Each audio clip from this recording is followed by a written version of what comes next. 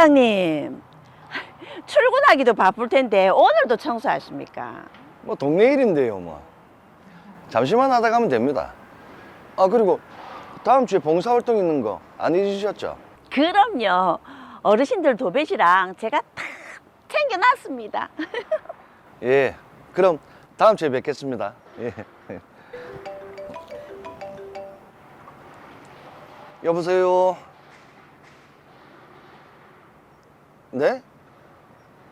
경찰서요?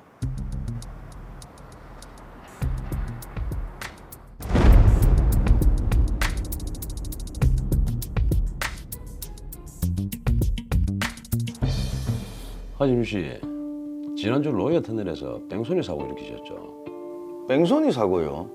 아니, 그런 적 없습니다. 피해자가 신고했습니다. 터널 안은 흰색 실선 차로인데 우측 차선으로 끼어들으셨더라고요. 아이, 그거는 그 과정에서 옆차 범퍼를 박았던데 모르셨어요? 충돌이 있었다고요. 저는 전혀 몰랐습니다. 옆차 범퍼를 부딪혀서 흔적도 남아있고 수리비도 한 300만 원 나왔다고 하고. 저는 옆차랑 부딪힌 지 전혀 몰랐습니다. 그래서 바로 집으로 갔고요. 차랑 부딪혔는데 몰랐다고요? 그게 말이 됩니까? 사실 그날 제가 술을 좀 마셔서. 음주운전이요? 이 양반 큰일 날 사람이네. 제가 정말 잘못했습니다. 근데 앞으로 절대 음주운전 안 하겠습니다. 근데 그 뺑소니는 진짜 아닙니다. 증거 있습니까? 블랙박스 보시면 나올 겁니다. 제가 옆차랑 충돌이 있는 거 진짜 몰랐어요. 저 형사님 전화 받고 알았다니까요. 블랙박스는 조사해보면 될 거고. 진짜 몰랐어요. 예, 진짜 몰랐습니다. 아, 그날 제 차에 같이 탄 사람이 있었습니다. 동선자가 있었다고요? 누굽니까? 거래처의 지인인데 그날 저희 집 근처에 일이 있다고 해서 오는 길에 태워다 줬습니다. 그분도 조사 좀 해봐야겠네요. 전화번호 주세요. 예, 지금 제가 바로 전화번호 알아보고 알려드릴게요. 그날 이상한 김치를 느끼지 못했습니까?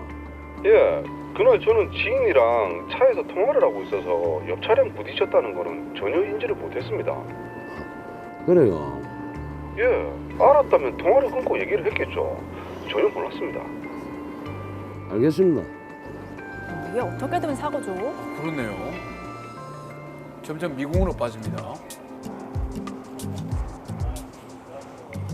사고를 내고 앞차랑 안전거리도 제대로 못 지키고 좌우로 차선을 걸쳐서 진행했다. 음주운전 맞네. 하진우 씨 말대로라면 사고를 내고 집으로 바로 왔다고 했으니까 여기에 주차를 했겠네. CCTV 확인해봐야겠네.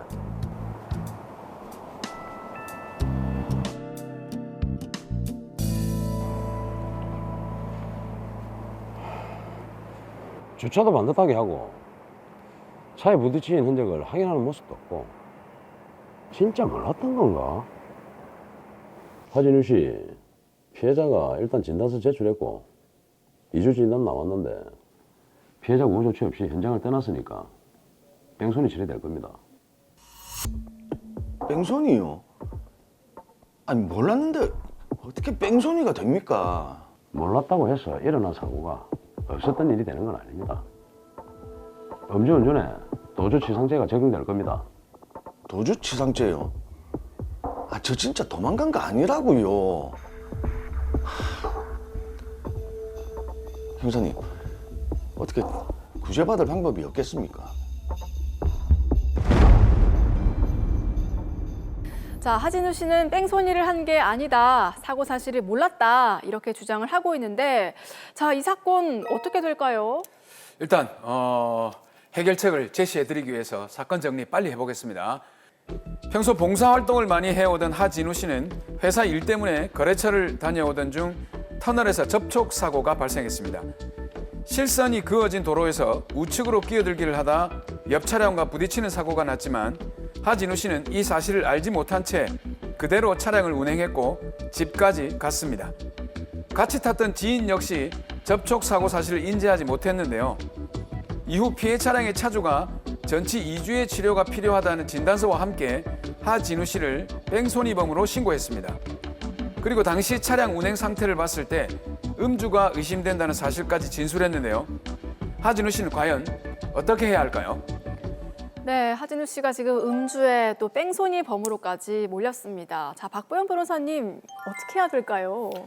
네, 하진우 씨 말대로 피해 차량과의 접촉 사실조차 인식하지 못한 채 주행 방향대로 그냥 운전한 것이라면 정말 억울할 수 있는 상황인데요. 네. 제가 하진우 씨를 직접 만나서 들어보니까 예. 충분히 방어할 만한 내용이 많았습니다. 오. 하나씩 검토해 보도록 하겠습니다. 예, 좋습니다. 자, 그러면은 음주운전부터 확인을 한번 해볼까요? 네, 제가 하진우 씨에게 확인하니 사고 당일 점심 식사를 하면서 반주로 소주 몇 잔을 마셨다고 하시는데요. 네.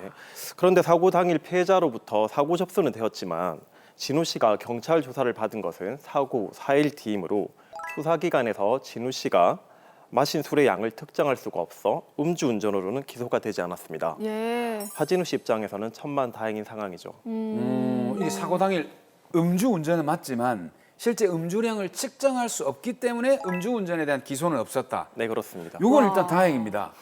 그러면 이 음주 사실이 이번 사건에는 전혀 영향을 미치지 않는 겁니까? 또 그렇진 않습니다. 그래요? 절대 음주운전을 해서는 안 되지만 예. 이 사건의 경우 법리적으로 보면 음주를 한 것이 뺑소니 부분, 그러니까 이제 사고 자체를 인식하지 못한 것에 대한 유리한 정상으로 참작될 수는 있는 상황이었습니다. 오. 만약 당시 진우 씨가 실제로 만취 상태였다면 그로 인해 사고를 제대로 인식하지 못했을 가능성이 있는 거지 않습니까? 예. 그 음주가 사고의 원인이 되었지만 형법적으로 평가하면 사고 발생 자체를 인식하지 못할 수 있는 정황 중에 하나로 볼 수 있다는 것이죠. 오, 법리적 해석이 굉장히 참 오묘합니다. 오묘합니다. 음주 사실이 지금 형법적으로 유리한 정황이 될 수도 있다고 하니까 이런 일이 다 있네요. 그러네요. 자, 그럼 일단 이 사건에서 하진우 씨가 뺑소니에 해당을 한다면 처벌은 어떻게 될까요? 네, 뺑소니 즉 특정 범죄 가중 처벌에 관한 법률 위반 도주 차량으로 해당한다면 그 운전자가 피해자를 상해에 이르게 하고 구호 조치를 하지 아니하고 도주한 경우 1년 이상의 징역 또는 500만 원 이상 3천만 원 이하의 벌금, 사망에 이르게 한 경우 무기 또는 5년 이상의 징역에 처하게 됩니다. 이때 뺑소니가 성립하기 위해서는 두 개의 별개 행위가 있어야 하는데요. 교통사고를 야기한 행위와 도주하는 행위가 있어야 합니다. 네. 그리고 이것은 한꺼번에 같이 성립되어야 하는데요. 도주하는 행위 자체에 강한 윤리적 비난이 가해지는 만큼 피고인이 사고로 인해 피해자가 다친 사실을 인식했는지는 도주 의사에 초점을 맞추어 판단하고 있습니다. 네. 그리고 도주 의사는 미필적 고의로도 가능합니다. 근데 지금 하진우 씨는 정말로 사고가 난지 몰랐다, 도주하지 않았다 이렇게 강력하게 주장하고 있는 걸로 봐서는 이 도주 의사에 대한 부분은 좀 면밀히 살펴봐야겠는데요. 왜 몰랐지요? 네. 그러니까. 하진우 씨가 처음부터 일관해서 사고 발생 사실 자체를 몰랐다고 진술하고 있고요. 당시 차량에 동승했던 지인들도 네. 사고 발생 사실을 전혀 인지하지 못했다고 진술하고 있습니다. 네. 그리고 진우 씨 차량은 대형 차량이었고요.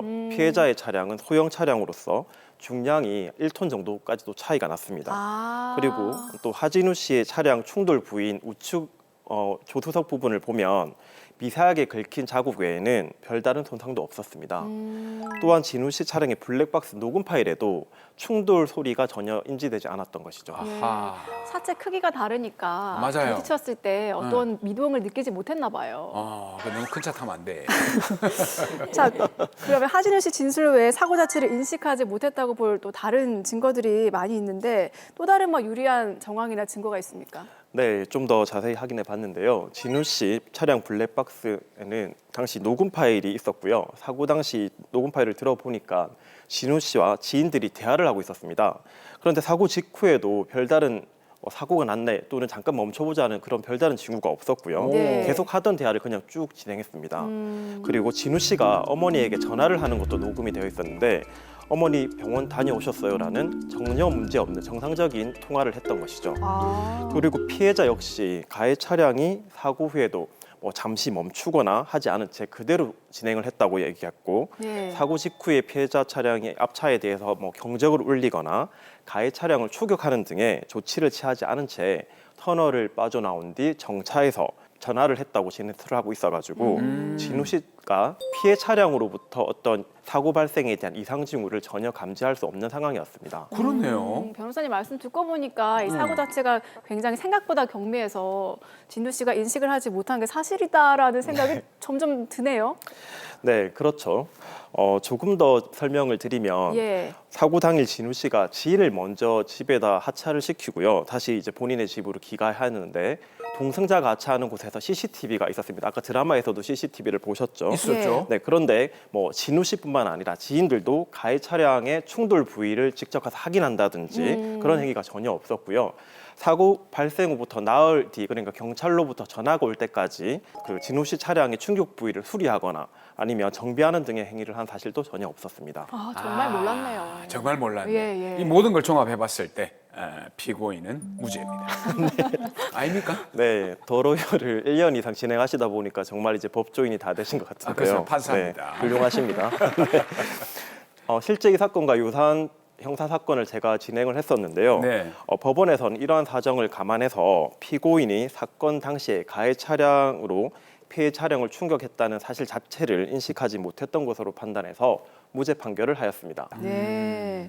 자, 그런데 저희가 또 조사를 해봤더니요. 하진우 씨가 지금 노모를 모시고 있고 업무 역시 운수업을 주로 하고 있어서 차량 없이는 또 생계 유지가 어려운 것 같습니다.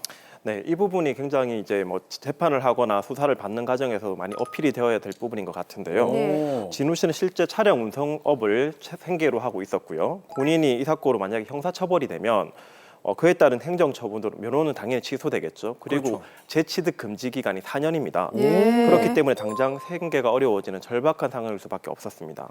그래서 진우 씨 입장에서는 실체 진실 발견을 위해 최대한 수사에 협조하고 재판에도 성실히 임하면서 본인의 억울한 사정을 소상히 밝혀야 하는 상황이었습니다.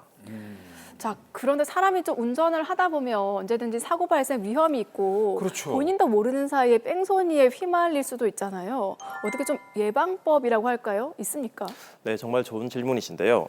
운전 중에 사고가 발생하면 다친 사람을 병원에 데려가거나 또는 구급차를 부르는 구호 조치하고요. 사고 운전자가 누구인지 피해자에게 알려주는 신원 확인 조치를 모두 해야 합니다. 예. 그리고 구호 조치와 관련해서 법원은 구호 조치의 필요성이 없는 경미한 교통사고의 경우에는 뺑소니를 인정하지 않는데 피해자가 구호 조치가 필요하지 않다고 적극 표현했거나 응급적인 조치가 필요 없다는 사정이 사고 직후 객관적이고 명확히 확인되어야 인정되므로 가해자의 시각에서 피해자가 거동하는 데 불편함이 없었고 외관에 상처가 없었다는 정도로 생각하고 현장을 벗어나면 뺑소니에 해당한다는 점을 반드시 명심하시기 바랍니다. 근데 실제 주변에 보면 사고가 났을 때는 피해자가 괜찮습니다. 가십시오. 가세요. 이렇게 얘기를 해놓고 뒤에 병원에 누워서 신고를 한단 말이죠. 그렇죠. 이런 경우도 자주 있거든요. 네, 정말 그런데요. 그 사고가 났을 때는 별일 아니니까 그냥 가라고 했는데 불구하고 뒤에 뺑소니로 신고를 하는 경우가 실제로 굉장히 많습니다. 예. 그래서 사고 후에는 반드시 명함을 주거나 연락처를 주시고요. 그런 상황이 안 된다면 피해자로부터 전화번호를 받아서 우리 가해자의 전화번호로 전화를 한 후에 이 전화 신호음이 가는지 그리고 확인을 해야 됩니다. 아하. 그리고 피해자가 계속 그냥 가라고 해도 그 과정을 녹음하시는 것을 권유드립니다. 또한 매우 경미한 사고임에도 피해자가 다쳤다며 아까 말씀하셨듯이 수사기관에 진단서를 제출하거나 병원에 입원한 경우 운전자는 사실 뒤에 사고 뒤기 때문에 피해자가 진짜 다쳤는지 얼마나 다쳤는지에 대한 입증하는 것이 굉장히 어려운데요. 그러네요. 이때 사용 가능한 방법이 2009년 도입된 마디모 프로그램이라는 것이 있습니다. 예. 마디모 프로그램은 교통사고 발생 경위 그리고 자동차의 충격 정도 등에 대해서 3차원으로 재현을 해서 교통사고의 원인 및 충격을 분석하여 실제 교통사고가 있었는지 그 정도가 어떤지에 대해서 분석하는 프로그램입니다. 마디모 프로그램 과학 수사가 이루어지고 있으니까 네. 허위 신고는 띠 하지 마셔야겠습니다. 자, 마지막으로 하진우 씨께 한 말씀 부탁드릴게요. 마른 하늘의 날벼락처럼 본인이 인지하지도 못한 사고로 뺑소니 봄으로 몰리게 되었는데요. 너무 당황하지 마시고 블랙박스 영상, 사고 당일 있었던 일에 대한 구체적 경위, 지인들의 진술 등을 확보하셔서 차분하게 대응하시면 될 것 같습니다. 물론 이러한 법적 대응을 본인이 직접 하시기에는 많은 어려움이 있기 때문에 변호사의 도움을 받아 적극 대응하시면 좋은 결과가 있으리라 생각됩니다.